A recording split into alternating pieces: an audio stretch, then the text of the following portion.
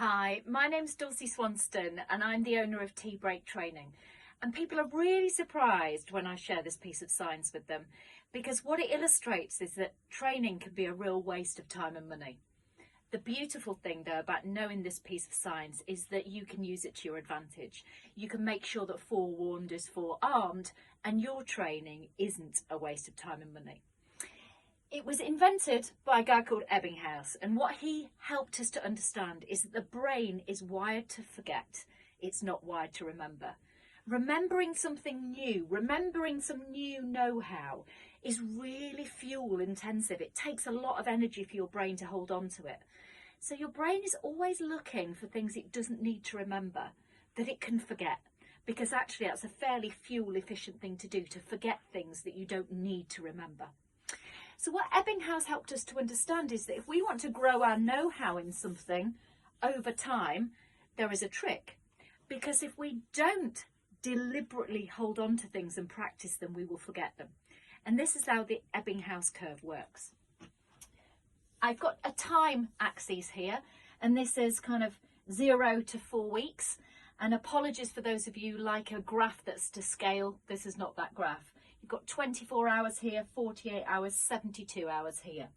And let's assume for a minute that your know-how can be turned into a percentage. So let's just take, you've got 25% know-how about something, 50% know-how, and let's say that up here, you've kind of got 100% expertise.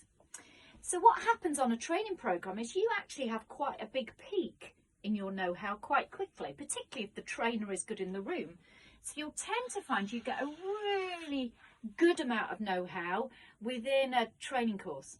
But the really bad news is that if you don't use that learning in your real life within 48 hours, you'll get a really quick fall off and you'll lose about 90% of what you learn if you've not done the practice in your real life within that 48-hour time window.